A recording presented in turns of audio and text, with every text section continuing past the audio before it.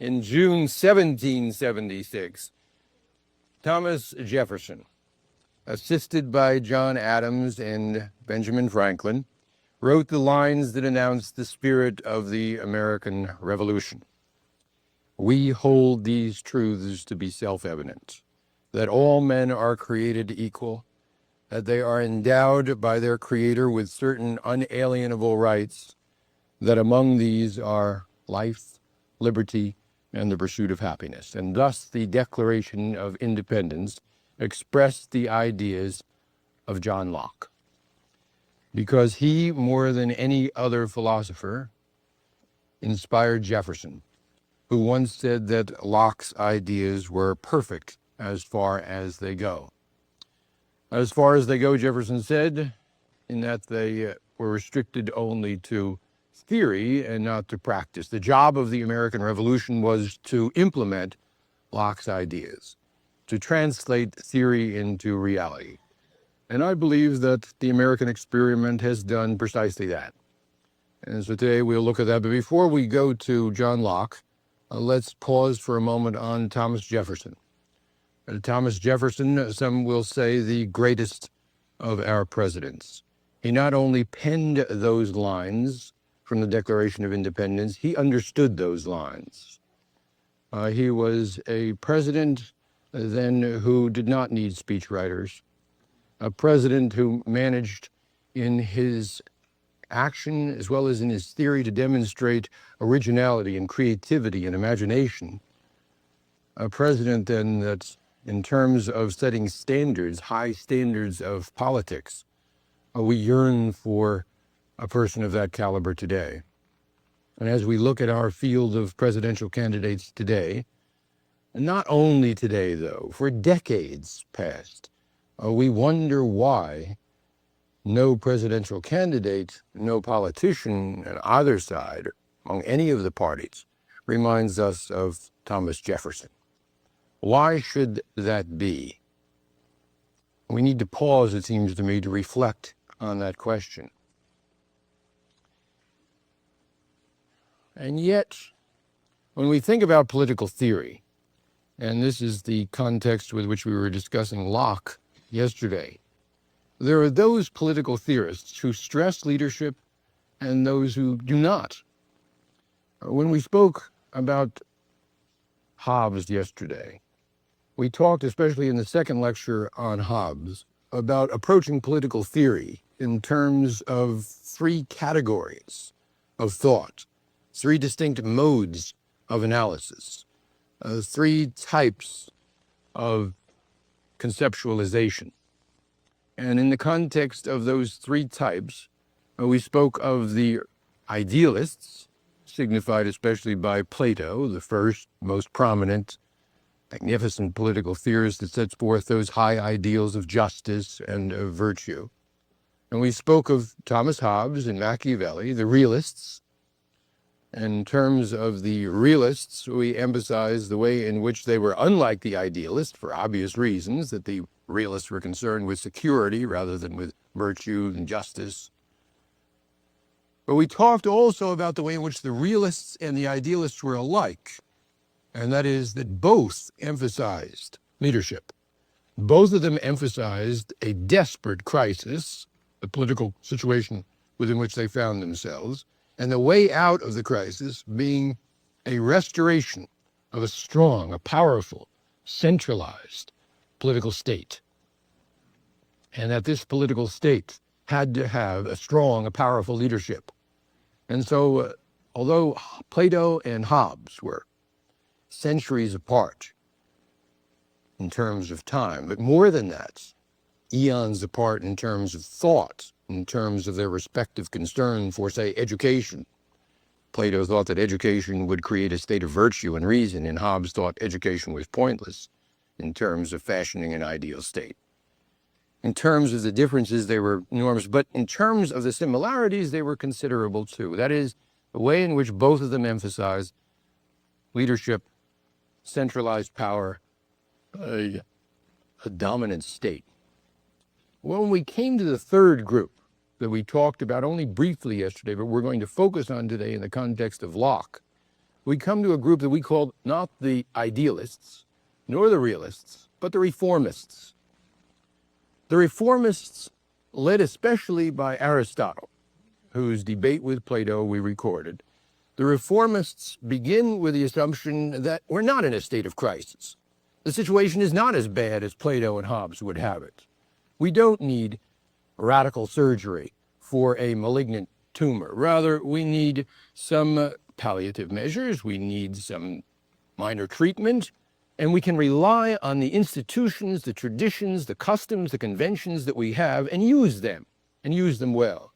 Aristotle's reply to Plato was, don't abolish private property, Plato, as you want to. Don't eliminate the family as you intend to. Don't create a state that is dominated by a few.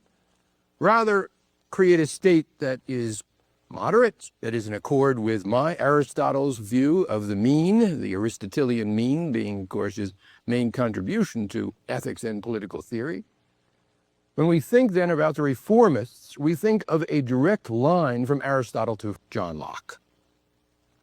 Because John Locke, in many respects, in terms of just those points that I mentioned, takes up Aristotle's clarion call. For the reform of a state, yes, change must be made. It's necessary to transform certain aspects of our political order, but not a total revolution. And when Locke looked at Plato's, for example, call, as I just mentioned, to abolish the family, why in the world would we want to abolish an institution so sacred as that as a family? Or to abolish private property? Unthinkable. The reformists come in at a particular point then, a point that argues forcefully, but moderately, for the mean. Nothing in excess. Moderation is what we need. They call for change, as I said, but not excessive change. Now, when we contrast John Locke and Thomas Hobbes, as we'll do, as I mentioned before, both 17th century English philosophers, both of them concerned about their political situation, certainly, but with diagnoses of that political situation and remedies for the situation that were quite different. The main point that we want to note as we go into the analysis of Locke, and as we keep in mind our contrast with Hobbes, is that Locke and Hobbes differed in terms of their ideas about the political situation, that nothing in excess is right. From Hobbes's point of view, we go to the extreme. We create a powerful Leviathan. We create a sovereign that manages as a leader to transform the situation. We ease the crisis, and we find a remedy through strong, powerful leadership. Locke, on the other hand, does not talk about leadership, just as Aristotle didn't talk about leadership. He talks about institutions, he speaks of law, he speaks of political culture, and if he were to look at the United States, it seems to me, over the last 200 years, and analyze the experience we've had, Locke would say, the United States, despite its second-rate leadership, if we define second-rate leadership against Jefferson's standard of first-rate leadership, despite its decades of second-rate leadership, it hasn't done all that badly after all. It's managed to achieve a great deal of success in certain respects, in terms especially of liberty under law. We have managed to achieve this in comparison with many other countries that have failed. We've managed to achieve it precisely because of our what? Our leadership? No. Rather because of our political institutions, our values, our political culture, the way in which this country has achieved then a state of thinking about politics that is directed by this, nothing in excess, moderation. And that call to moderation, that insistence upon the Aristotelian mean, that approach to politics that says extremism is basically dangerous, that approach is distinctive as against the realists and the idealists, in that the reformists argue Leadership, yes, leadership is there. Leadership is of some significance, but leadership is not the key concern. The key concern is liberty. The key concern is fashioning a kind of polity that will achieve freedom and freedom under law. What we want to note then at the beginning is what I stressed yesterday, but now I reiterate in the context of Locke, and that is the three categories of political theory: the realists, the idealists, and the reformists, because they're saying very different things. And for me, as an analyst of political theory, the intriguing aspect of this is that while the realists and the idealists are so different in terms of their aims, security versus virtue and justice, yet they are so similar in terms of their analysis of the political situation as being in a desperate state of crisis, and then from that insisting that a radical means of surgery, a desperate kind of remedy is necessary, and that kind of remedy is extreme. The kind of remedy is we go to powerful leadership because that kind of leadership is the only form of prescription that will work. That is, from Locke's point of view, that whole analysis is anathema.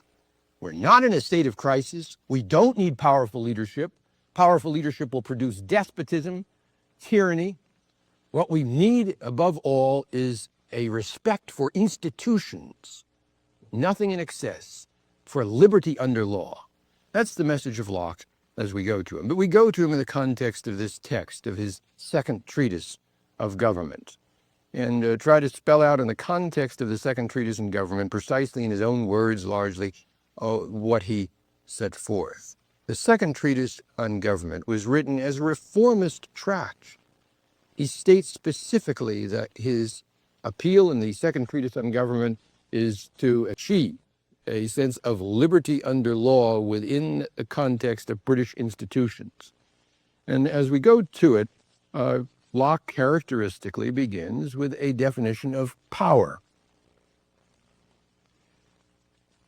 Hobbes, as we saw, began with a definition of power, the need for power to achieve a resolution of his crisis. Plato in the Republic had discussed power more than any other concept, perhaps.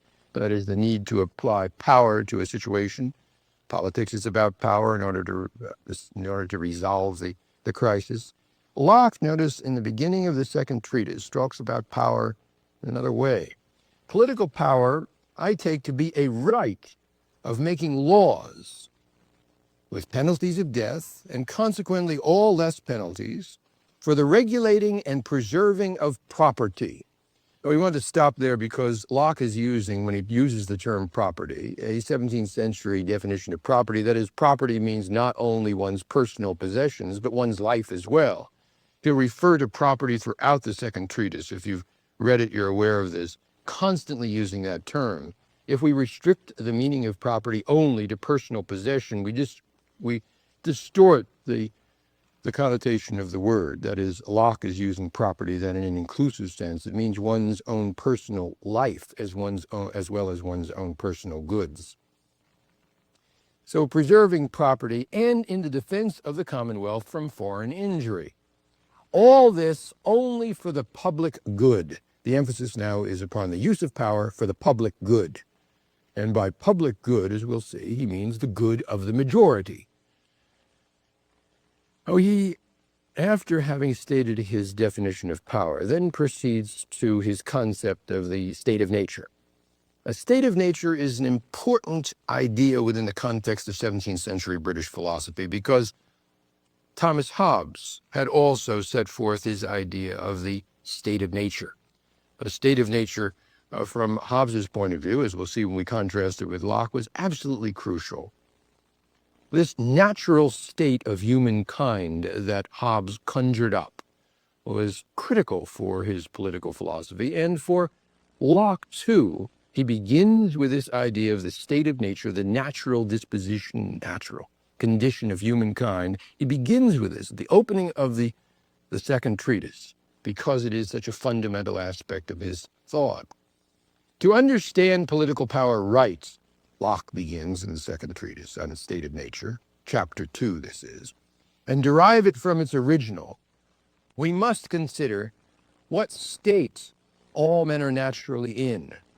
And that is a state of perfect freedom originally, to order their actions and dispose of their possessions and persons as they think fit within the bounds of the law of nature, without asking leave or depending upon the will of any other man. The state of nature, he says, basically then is a state of freedom originally. Notice freedom from the arbitrary will power of another.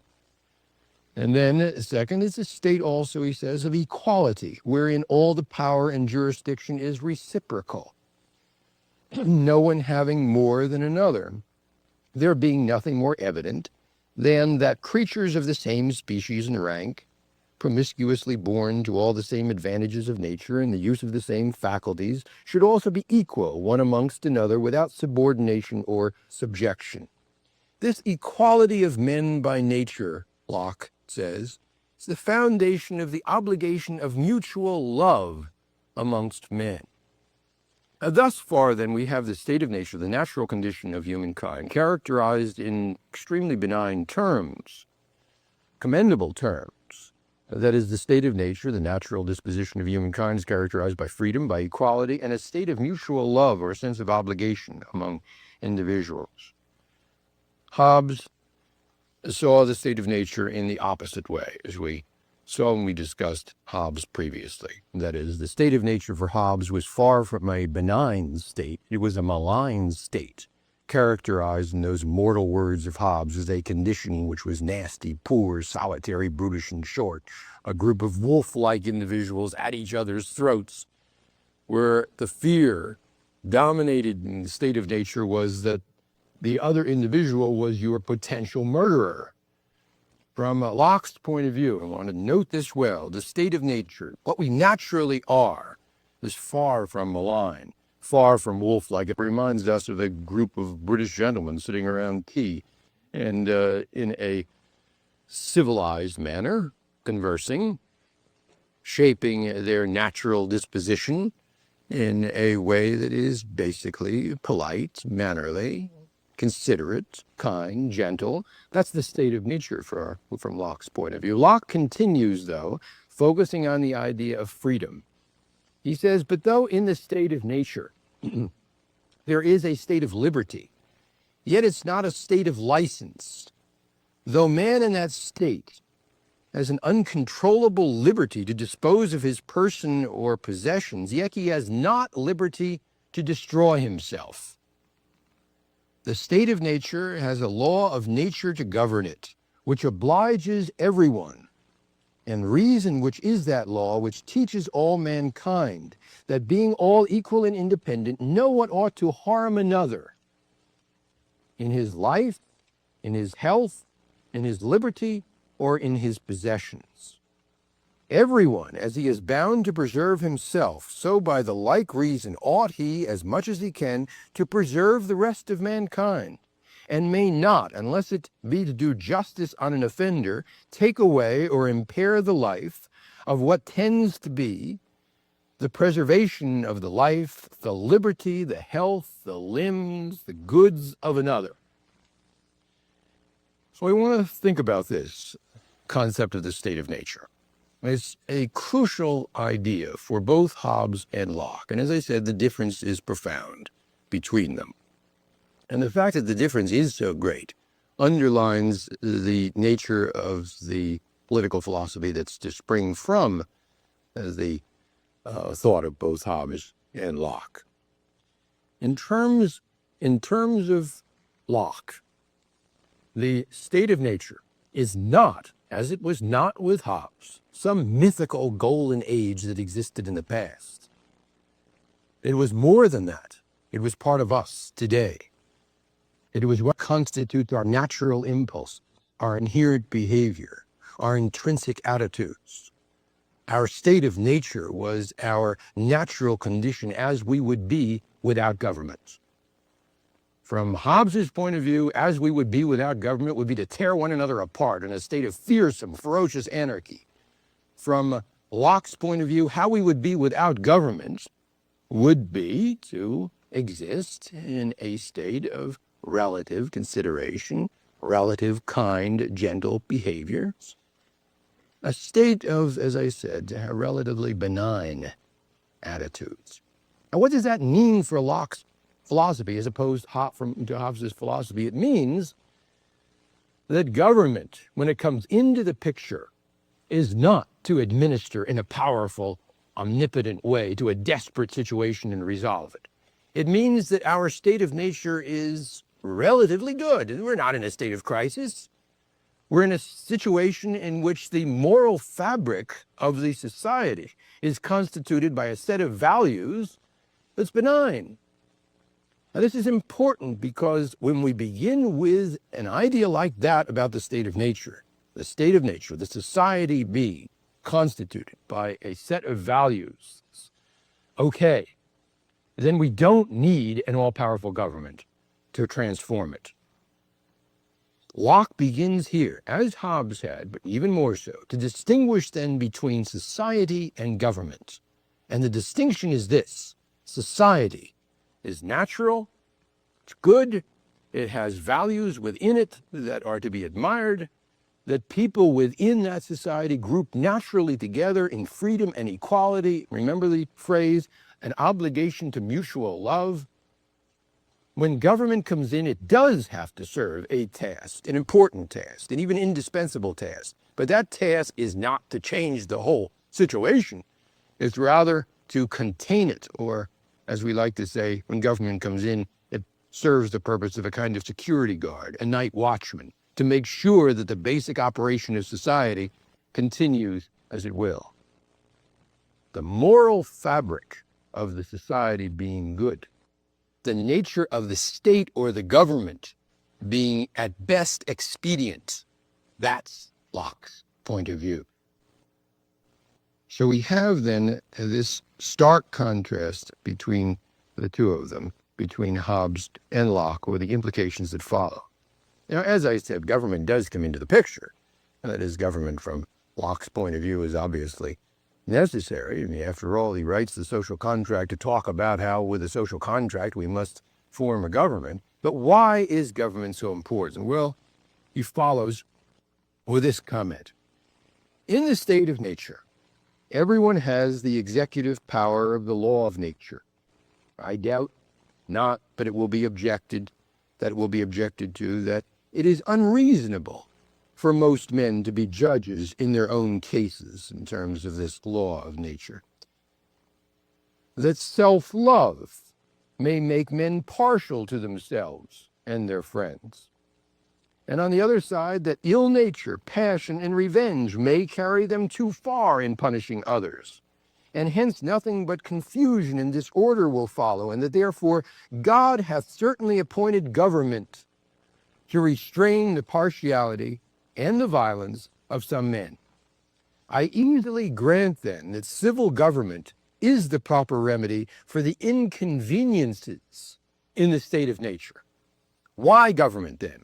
Because the state of nature, for all of its relative moral fabric, is not perfect. The state of nature needs a kind of control, a direction, a night watchman to keep it in order. And notice the phrasing, though, here, whereas with Hobbes, the government comes in to keep people in a state of awe so that they will be able to restrain their wolf-like tendencies.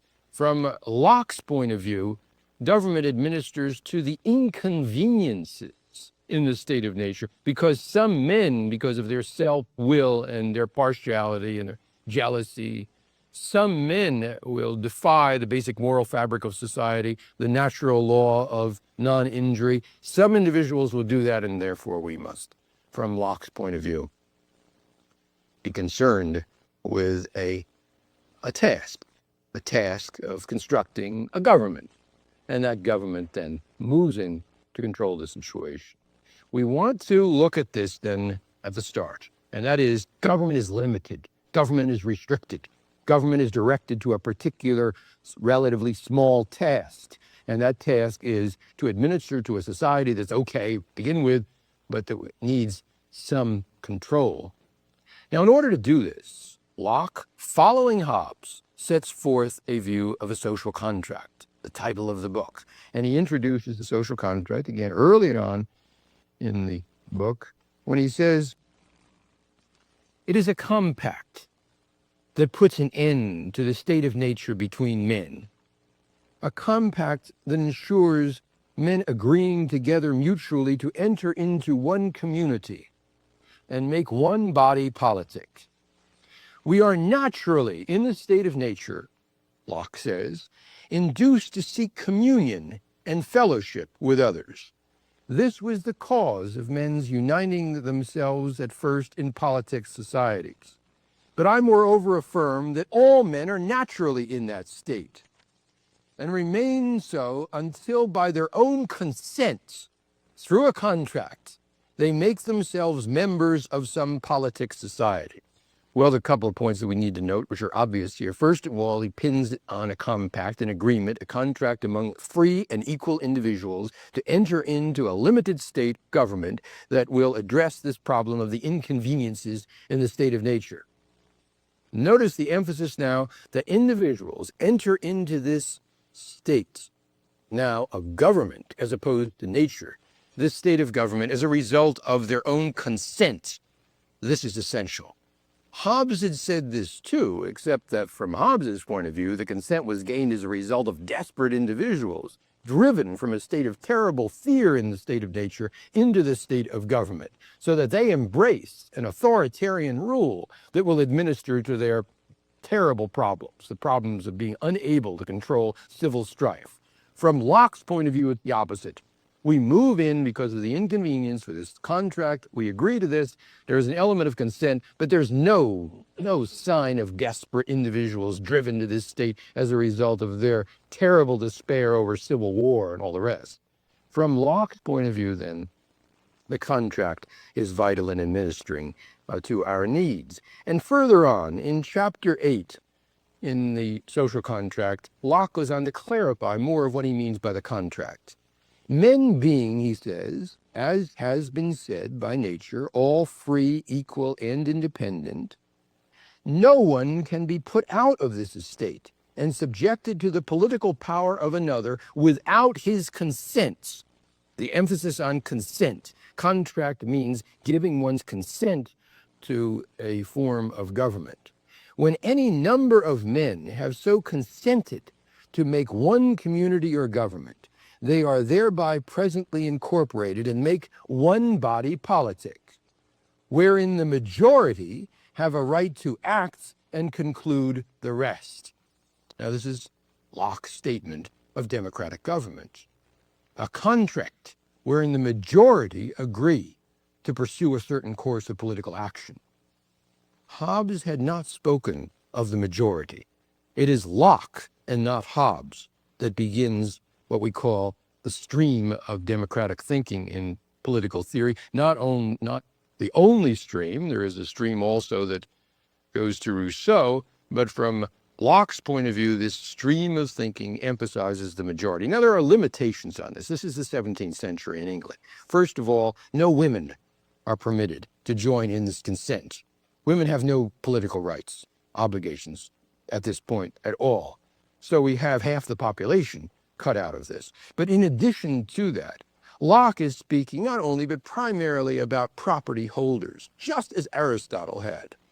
That is, he wants a parliament represented by the majority of the people. But what people? The middle class, the up-and-coming middle class that own property. And so he's thinking primarily of individuals who can be trusted. And Aristotle, who also believed in middle-class government, asked why was it that the middle class could be trusted? Because they have a stake in the system. Because they own property, they care for that system, and they are not about to take on revolution easily or quickly. They will respect the institutions of our society because they have investments in that society. From this point of view, from Locke's point of view, then, the contract does what? It ushers in a rule of the majority, but the majority restricted. Now, Locke is concerned, as we said before, about property. And he speaks at length about property. One of the longest chapters in the book is called Of Property. He begins his theory of property with what we call the labor theory of value, and that is that land has value insofar as the amount of labor invested in it. He says as much land as a man tills, plants, improves, cultivates, and can use the product of, so much is his property. He by his labor does, as it were, enclose it from the common. God, when he gave the world in common to all mankind, commanded man also to labor, and God then bestowed property upon him. God gave the world to men in common, but it cannot be supposed that God meant it should always remain common and uncultivated. He gave it to the use of the industrious and to the rational, and labor was to be his title to it. Locke, increasingly, when he talks about the way in which God gave labor gave land and property to the industrious and the rational, begins to espouse a theory of democracy that is short on equality, long on liberty. Men, he says, have agreed in the contract to a disproportionate and unequal possession of the earth, they having, by a tacit and voluntary consent, found out a way how a man may fairly possess more land than he himself can use the product of, by receiving in exchange for the overplus gold and silver, which may be hoarded up without injury to anyone, in an inequality of private possessions. Now, he makes clear that he is not speaking for equality of private possessions, as, say, a socialist theorist would. When he says, though I have said that all men are by nature equal, I cannot be supposed to understand all sorts of equality. Age or virtue may give men a just precedence. Merit may place others above the common level. Birth may subject some, alliance or benefits to others, and this is all correct, as it should be in a democratic state. There will be inequality. And yet, Locke concludes, there is one form of equality in a democratic state that must prevail. All this consists alongside, he says, with one sort of equality, and that is the equality that men are in respect of jurisdiction or dominion one over another, being that equal right that every man hath to his natural freedom without being subjected to the will or authority of any other man. What's the point? Equality before the law. That is the essential form of equality. We speak not of equality in terms of distribution of wealth. We talk not of equality in terms of making all property equal among individuals. We speak of one form of equality that is most important, and that is that most essential, equality before the law. Hobbes spoke not of that. He spoke only of the inequality that existed inevitably in a state between the sovereign and the citizenry. From Locke's point of view, there must be in Parliament liberty under law. I've mentioned liberty a number of times. Locke talks about liberty throughout the second treatise. And we want to note in his famous chapter 4 that discusses liberty particularly in the second treatise, how he analyzes it. He begins by saying the natural liberty of man is to be free from any superior power on earth. This is the natural liberty. And not to be under the will or legislative authority of man, but to have only the law of nature for his rule. The liberty of man in society is to be under no other legislative power, but that established by consent in the commonwealth, nor under the dominion of any will or restraint of any law, but what that legislative shall enact according to the trust put in it. Freedom, then, is not a liberty for everyone to do what he likes, to live as he pleases, and not to be tied by any laws. Freedom is this: freedom of men under government, to have a standing rule to live by, common to every one of that society and made by the legislative power erected in it. A liberty to follow my own will in all things, where the rule prescribes not, and not to be subject to the inconstant, uncertain, unknown, arbitrary will of another man. This freedom from absolute, arbitrary power is so essential, so necessary too, closely joined with a man's preservation, that he cannot part with it, but by what forfeits his preservation and life together. For a man not having the power of his own life cannot by compact or by his own consent enslave himself to anyone, nor put himself under the absolute arbitrary power of another to take away his life when he pleases. This is Locke's contribution. This is the word that rang throughout the world in the 18th century, the 19th century, but continues to resonate today. This is why individuals look to Locke, look to the United States as the exemplar of political theory in practice. In a word, it's liberty.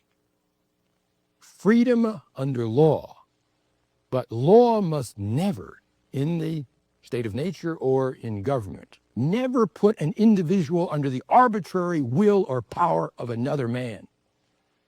That is the bottom line. There must be no absolute power. The absolute power that Plato set forth in the Republic of the Guardians, the absolute power that Hobbes set forth in the Leviathan in the person of the sovereign, wrong. From Locke's point of view, liberty, freedom, means justice. Now, the way in which Locke sets this forth, that is this continuing emphasis on liberty, continues throughout the social contract. The end of law, he says, is not to abolish or restrain, but to preserve and enlarge freedom. The end of law is to preserve and enlarge freedom.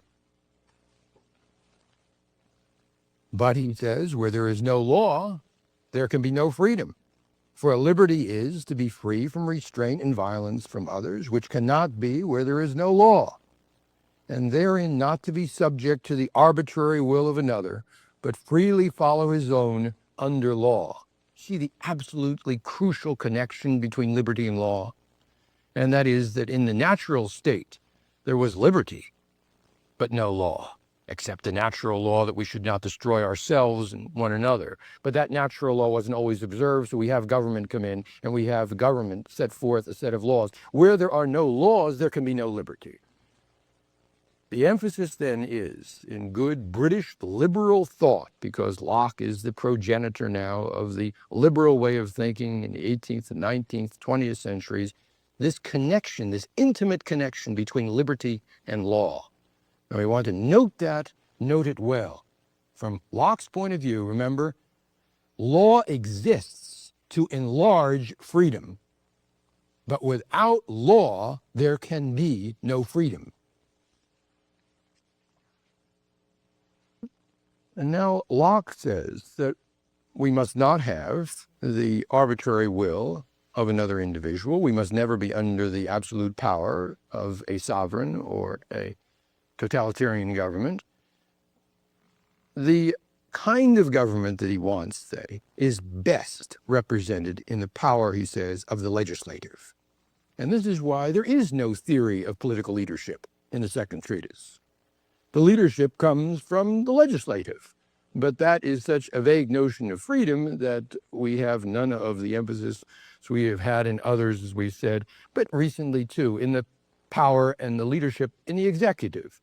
From Locke's point of view, the safest form of government is that which guarantees the continuation, investiture of power in the legislative and not in the executive, in Parliament.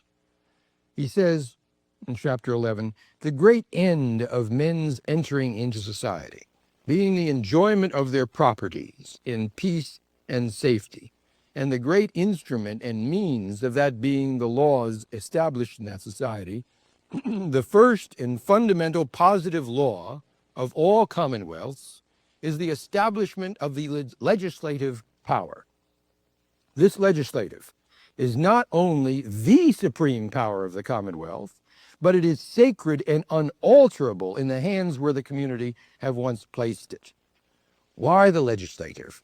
Well, obviously, Locke is concerned about absolute power in the hands of a monarch, in the hands of a Hobbesian sovereign, in the hands of an executive that's out of control and arbitrary. Why should Parliament, why should the legislative be the agency that can be most trusted? because we have a majority of landholders, of propertied individuals, representing the majority of the middle class who have investments in the system, who can be trusted not to go to the extreme of revolution and not to go to the extreme of imposing an arbitrary will on the majority. He continues, the legislative or supreme authority cannot assume to itself a power to rule by extemporary arbitrary decrees. It is bound to dispense justice and decide the rights of the subjects by promulgated standing laws and known authorized judges. See the specific controls. But he's more specific than that. These are the bounds which the trust that is put in them by the society and the law of God and nature has set to Parliament, to the legislative power of every commonwealth, in all forms of government.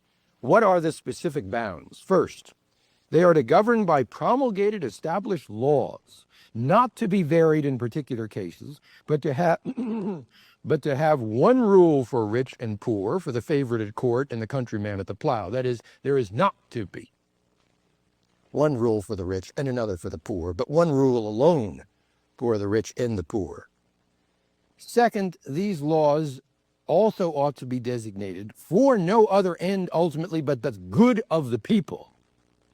And third, and Locke would say this is most important, they must not raise taxes on the property of the people without the direct and continuing consent of the people. Locke would say then, read my lips. No tax increases without the direct consent of the people.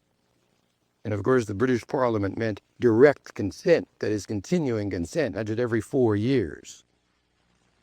Now, Locke summarizes then his points of view in chapter 15. Political power, he says, is that power which every man having in the state of nature has given up into the hands of the society and therein to the governors, whom the society hath set over itself, with this express or tacit trust, that it shall be employed for their good and the preservation of their property. So that the end and measure of this power is to preserve the members of the society in their lives, their liberties, their possessions, their happiness. Declaration of Independence. And so cannot be an absolute arbitrary power over their lives and fortunes. This was the American Revolution's reply to George III. This power has its original only from contract and continuing agreement and the mutual consent of those who make up the community. He continues. The end of government is, I say, the good of mankind. And which is best for mankind, I ask, that the people should be always exposed to the boundless, arbitrary will of tyranny, or that the rulers should be sometimes liable to be opposed when they grow exorbitant in the use of their power? That is the question. And then finally, he's very explicit in terms of how far individuals may be opposed to arbitrary power. He says, even a king may be resisted. He may cease to be a king. That is, in short, not to multiply cases and whatsoever. He has no authority. There he becomes no king, and he may be resisted. For wheresoever the authority ceases, the king's legitimacy ceases too. And that is the breach of trust if the king does not preserve the form of government that is agreed on, and in not intending the end of government itself, which is the public good and the preservation of life, liberty, and the pursuit of property. Now we can only imagine when Jefferson, a president that read Locke, a president that read political philosophy, when Jefferson comes to the end of the second treatise on government, and he reads those lines. What better statement? We have an articulate, eloquent Englishman, a philosopher of the 17th century, telling the American colonists that the king may be resisted when the king ceases to be legitimate. One can only imagine, need not imagine, it's in Jefferson's writings, how his eyes lit up at this concluding paragraph, because it gave the American Revolution legitimacy, because it told us, in the context of the theory of an Englishman, that we were right. We were right because the absolute, tyrannical, arbitrary will of another, operating without our consent, must be resisted. Locke's call to liberty echoes in an unlikely place in the American colonies, but when it does, it gives us the call to revolution. And now throughout the world, people are looking to this country and to Locke for the ideal that we most embody: liberty, freedom under law, never to serve under the arbitrary, absolute will of another man.